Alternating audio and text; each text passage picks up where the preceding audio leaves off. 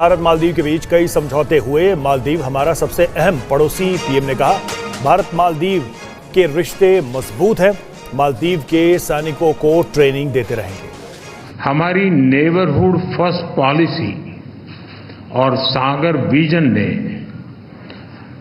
मालदीव का महत्वपूर्ण स्थान है। इन दोनों में हमने मालदीव में इंफ्रास्ट्रक्चर विकास के लिए व्यापक सहयोग पर बात की है। इस फौजी को तुमने बोला आउट, आज उसी के सामने गिड़गिड़ा के उसी के जहाज में बैठ के तुम भारत के प्रधानमंत्री से मिलके, क्या यार कितना दोगला आदमी। लेकिन ये टैक्टिक्स अच्छी है दोस्तों, ये बात मुझे अच्छी लगी। ये नेगोशिएट कर रहा था। दोस्तों मुझे समझ नहीं आ रही कि मालदीव्स के जो प्रेसिडेंट है उन्होंने किया क्या है। 4 महीने पहले कह रहे थे कि इंडियन फौजी जो है निकल जाएं और आज आके इंडिया से डिफेंस एग्रीमेंट करके चले गए हैं। और अगर मालदीव से इंडिया निकल जाता है तो क्या मालदीव टिक पाएगा कि क्रैश हो जाएगा? नहीं, नुकसान तो मालदीव का, इंडिया का तो नुकसान कोई नहीं है। अच्छा, वो तो इंडिया को क्या नुकसान, कुछ भी नहीं होगा। मालदीव को देखना पड़ेगा अब उसने नेक्स्ट फिर क्या करना है। सर इंडिया इतनी बड़ी पावर बन चुकी है, ये आपके सामने ही है इंडिया कितनी बड़ी पावर बन चुकी है। मोहम्मद मुइज़ू ना ये चीन के साथ है ना भारत के साथ है, ये खुद के साथ है। ये मालदीव्स के साथ भी नहीं है, बाय द वे। ये मालदीव्स के साथ भी नहीं है, ये पर्सनली अपने साथ ये नेगोशिएट कर रहा था। आपको पता है इस डिफेंस एग्रीमेंट में क्या होने जा रहा है? छोटी छोटी चीजें बता रहा हूं अभी तो मैं आपको। इंडिया जो है मालदीव की मिनिस्ट्री ऑफ डिफेंस की बिल्डिंग बनाएगा माले के अंदर, और वो सारी इंडिया सपोर्ट देगा। जितना भी मॉडर्न इंफ्रास्ट्रक्चर होगा वो सारे का सारा जो है, जितना भी मॉडर्न इंफ्रास्ट्रक्चर होगा वो सारे का सारा इंडिया देगा। इंडियन फोर्सेस थी, आर्म्ड फोर्सेस थी, दे वर देयर इन मालदीव्स। इन्होंने बोला इंडिया आउट। इन्होंने बोला जो भारतीय सैनिक हैं, भारतीय फौजी हैं, उनको निकालो। तो हमने बोला भाई आप ही ने बुलाया था, आपने बोला था कि हम फंस गए हैं, आपने बोला था कि हम परेशान हैं, हमें हवाई जहाज दे दो, हमें हेलीकॉप्टर दे दो, हमें अपने फौजी दे दो, क्योंकि हमारे पास हेलीकॉप्टर नहीं तो हमें जाहिर सी बात है चलाना भी नहीं आता, तो आप हमें ये दे दो वो दो। हमने बोला ठीक है ले लो। खुद मांगे हुए फौजी, खुद हाथ जोड़ के मांगे हुए हमारे एयरक्राफ्ट और हेलीकॉप्टर, उनको आप लोगों को, मालदीव्स के लोगों को ऐसा दिखा रहे हो कि इन्होंने तो अपनी फौज के साथ हमारे ऊपर चढ़ाई कर दी। बेवकूफ के बच्चों, तुम ही लोगों ने हाथ जोड़ के हमसे मांगा था।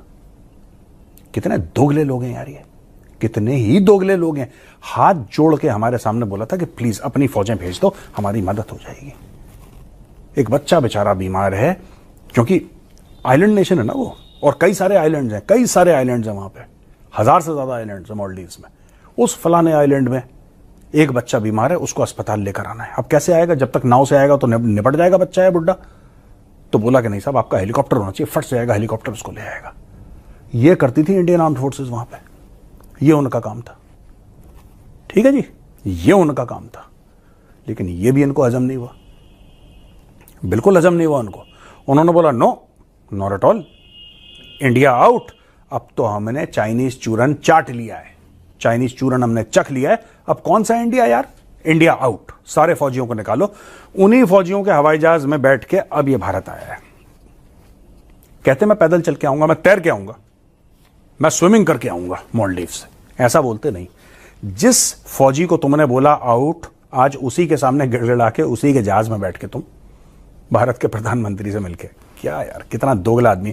लेकिन ये टैक्टिक्स अच्छी है दोस्तों, ये बात मुझे अच्छी लगी। ये नेगोशिएट कर रहा था। मैं ये मान के चलता हूं कि मोहम्मद मुइज़ू ना ये चीन के साथ है ना भारत के साथ है, ये खुद के साथ है। ये मालदीव्स के साथ भी नहीं है, बाय द वे। ये मालदीव्स के साथ भी नहीं है, ये पर्सनली अपने साथ ये नेगोशिएट कर रहा था।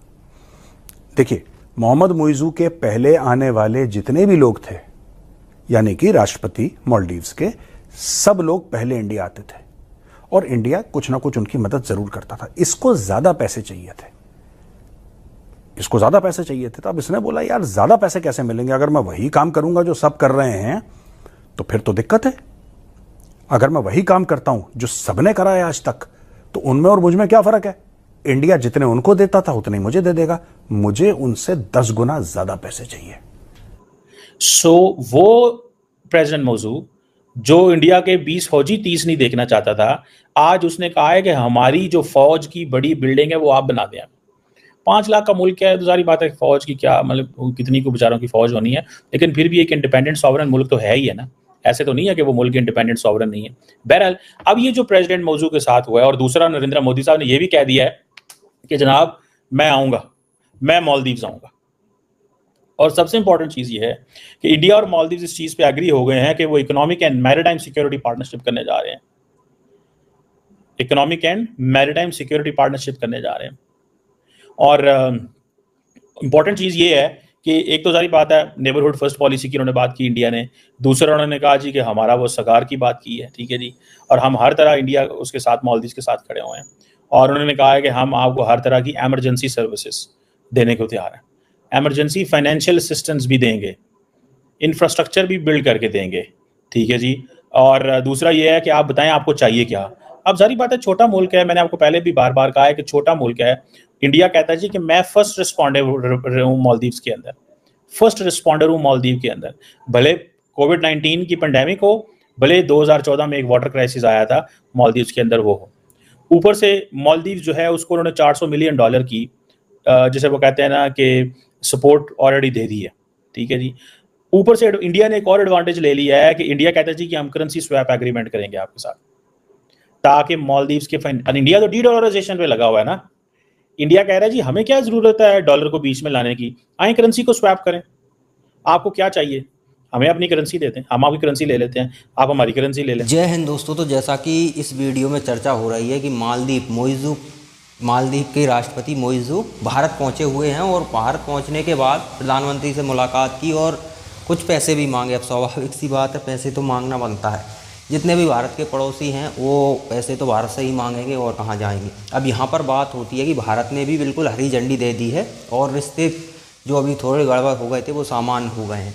तो इससे एक बात तो ये पता चलती है कि आप देखिए भारत के पड़ोसी भारत को कितनी भी उंगली कर लें, लेकिन इनको अंततः भारत के ही शरण में आना पड़ेगा, क्योंकि इनको थोड़े दिनों बाद समझ आता है कि नहीं, भारत के बगैर नहीं चल पाएगा। ये बात श्रीलंका को समझ में आई, नेपाल को आई, मोइज़ू को भी आ गई यहाँ पर मालदीव में। पाकिस्तान थोड़ा अब वो बहुत ज़्यादा रेडिकलाइज हो चुके हैं, तो वो ऐसा ही काम चलेगा उनका। देखिए अगर आपको अपने देश की इकोनॉमी को ठीक ठाक रखना है तो फिर तो भारत की शरणों में आना ही पड़ेगा आपको। हाँ, आपको भीख मांग के काम चला सकते हो तो फिर पाकिस्तान की राह पर चल सकते हो, बांग्लादेश भी उसी राह पर चल रहा है, क्योंकि कट्टरता जितनी ज़्यादा उतना ही आपका देश बर्बाद होने वाला है। ये सीधी सी बात है, नियम है दुनिया का। अब यहाँ पर सवाल आता है कि भारत मोइज़ू की मदद कर क्यों रहा है। जो मोइज़ू सत्ता में आते ही कह रहा था कि इंडियन आर्मी को निकालो, भारत को भगाओ, ये करो वो करो, भारत के लोगों में से बदबू आती, इस तरह के कमेंट इनके मंत्री कर रहे थे, तो हमारा बॉलीवुड खड़ा हो गया। अब बॉलीवुड वैसे नॉर्मली भारत के मुद्दों पर खड़ा नहीं होता है, लेकिन क्या है कि बॉलीवुड ज़्यादातर वहीं जाकर मालदीव में जाकर अपनी शूटिंग्स करते थे, और उधर से कह रहे हैं कि तुम में से बदबू आती है, तो बॉलीवुड वालों को बुरा लगा, इसलिए बॉलीवुड वाले खड़े हुए थे, वरना बॉलीवुड वाले कभी भी खड़े नहीं होते हैं। आप देख लेना, कभी भी बांग्लादेश के लोगों के लिए बॉलीवुड वाले खड़े हुए है, कब नहीं हुए। हाँ, राफा में क्या हो रहा है उसके लिए ऑल आइज ऑन राफा उन्होंने कैंपेन चला दी है, जबकि राफा का वर्ल्ड मैप पे ये नक्शे में नहीं बता पाएंगे कि राफा कहाँ है, लेकिन क्या है कि अलग ही खेल चलता है। तो अब यहाँ पर बात आती है, भारत के लोग भी ये कहेंगे कि भाई जो व्यक्ति हमें जलील कर रहा था, बॉलीवुड को तो साइड करो, हमें जो हमारे देश के प्रधानमंत्री के बारे में अपशब्द बोला जा रहा था, सत्ता में आते ही कई तरह की चीज़ें हुई, तो भारत इनकी मदद कर क्यों रहा है। स्वाभाविक सी बात है, ये हर किसी के मन में सवाल उठेगा कि जो देश हमें जलील कर रहा था, अब उस देश को हम मदद दे रहे हैं। 400 बिलियन के आसपास वो मांग रहा है, मिलियन के आसपास, तो इतना पैसा हम उसे क्यों दें, सीधी सी बात है। अब यहाँ पर बात आती है हितों की। देखिए अगर आपको अपने हित सादे रखना है, अपने हित, देखिए दुनिया में वर्चस्व बनाने के लिए आपको पैसा तो खर्च करना ही पड़ेगा। अमेरिका के जितने देशों में बेस हैं, दुनिया के लगभग हर कोने में मिल जाएगा अमेरिका आपको, वहाँ पर उन्होंने सैन्य बेस बना रखे हैं, तो वहाँ पर खर्चा भी होता है। जिनसे वो बेस ले रखे हैं उन देशों को पैसा भी दिया जाता है, उनकी मदद भी की जाती है, स्वाभाविक सी बात है, तभी आप उनके देश में बेस बना कर रह सकते हैं। अब मान लीजिए मालदीव को हम साइड कर देते हैं खुन्नस में आकर के, नहीं मालदीव ने ऐसा ऐसा किया, हमने साइड कर दिया, तो चीन वहाँ पर आकर बैठ जाएगा, उस मालदीव के पास कोई विकल्प ही नहीं रहेगा। चीन ने अगर वहाँ पर सैन्य बेस बना लिया और हमारा चीन से कभी भी युद्ध होता है तो ये मालदीव हमारे लिए खतरा बनेगा अलग से, सीधा सीधा चीन से तो हमारा बॉर्डर पे युद्ध चलेगा ही चलेगा, लेकिन यहाँ मालदीव से भी वो हमें टारगेट करेंगे, जो हमारे लिए खतरा है। इसीलिए हमें हमारे पड़ोस में कम से कम वहाँ पर दुश्मनों का हस्तक्षेप ना हो। वो तो सुरक्षा के लिए हम बने रहें ना, मालदीव से हमले तो नहीं होंगे हमारे ऊपर। जब दरअसल हम मालदीव से चीन पर नज़र रख सकते हैं। तो अपने हितों को साधने के लिए ये चीज़ें बहुत ज़रूरी होती हैं, और स्वाभाविक सी बात है भारत आज वही कर रहा है। तो मालदीव की मदद करना लाजमी है। मालदीव की मदद करेंगे तभी वो हमारे पाले में आएंगे। देखिए वहाँ पर सत्ता किसी की भी हो, हमारे लिए मेन मैटर करता है कि वहाँ पर अगर हिंदू होते उनके साथ कुछ अत्याचार हो रहा है तो वो हमारे लिए बड़ी समस्या है। बाकी तो पैसे का खेल है सारा, पैसा फेंको तमाशा देखो। पैसा दिया आपने, यही मौजू जो गालियाँ दे रहा था आज वो गुणगान कर रहा है, उसके मंत्री गुणगान कर रहा है। तो सीधी सी बात है, पैसा फेंको तमाशा देखो। अब बांग्लादेश हमारे लिए समस्या सिर्फ हिंदुओं को लेकर है, वहाँ के जो हिंदू हैं उनके साथ जो हो रहा है वो उसे हम नहीं रोक पा रहे हैं। बाकी बांग्लादेश जाएगा कहाँ, अभी भूखों मरने की नौबत आ गई। अब 15 से 20% महंगाई बढ़ चुकी है। पूरी टेक्सटाइल जो उनका अर्थव्यवस्था की रीढ़ थी वो टूट चुकी है, टेक्सटाइल ख़त्म हो गई, वो पूरा का पूरा मार्केट भारत में आ गया। जो दुनिया भर की कंपनियां, देखिए अब मुझे पर डे मान लीजिए एक अंडा लेना है और कहीं देना है, तो मेरा पर डे का यही काम है। और अगर कोई दुकानदार कहे कि अभी अंडे नहीं मिल पा रहे हैं तो मैं क्या करूँगा, मुझे तो पर डे देना है, क्योंकि उस अंडे पे 1-2 रुपये में बचाता हूँ डेली। तो मैं दूसरा विकल्प तलाशूंगा, और मुझे जब दूसरा विकल्प मिल गया तो वैसा तो है नहीं कि वो पहले से मैं ख़रीद रहा था वो दोबारा कभी शुरू करेगा तो मैं उस दूसरे विकल्प को छोड़ दूंगा। फिर तो मैं जहाँ से ख़रीदने लगा, सीधी सी बात है, वहाँ से ख़रीदना स्टार्ट हो जाएगा। तो यही हुआ है बांग्लादेश के साथ। बांग्लादेश की जो टेक्सटाइल कंपनियाँ थीं वो बिल्कुल चौपट हो गई, क्योंकि इस तरह से उपद्रव मचेगा सड़कों पर तो सब कुछ बंद हो जाता है। और स्वाभाविक सी बात है, उनकी टेक्सटाइल कंपनी बंद है। भाई जो कंपनियां दुनिया भर की कपड़ा ले रही थी वो भारत आ गई, तो उनकी कह सकते हैं इकोनॉमिक हालत जो बहुत बेहतर हुआ करती थी भारत की मदद से, अब वो चौपट होने जा रही है। जब चौपट होगी तो उन्हें भी घुटनों पर आना पड़ेगा, गुलामी किसी न किसी की करनी पड़ेगी। अगर भारत से नफरत बहुत ज़्यादा है तो फिर पाकिस्तान की तरह अमेरिका चीन की गुलामी करेंगे, वो सिर्फ टुकड़े फेंकेंगे आपके लिए और कुछ नहीं देने वाले कि आपकी इकोनॉमी बेहतर हो जाए। हमारे लिए सिर्फ एक ही समस्या रहेगी, वहाँ के जो माइनॉरिटी लोग हैं उनकी सुरक्षा हमारे लिए कंसर्न्स बनेगी। बाकी हमारे लिए कोई समस्या नहीं आने वाली। जो जिस भाषा में समझता है आपको उसी भाषा में उसे जवाब देना पड़ेगा, ये दौर वही है। और करंट जो सरकार है उस हिसाब से देखा जाए तो वो ऐसा ही कर रही है।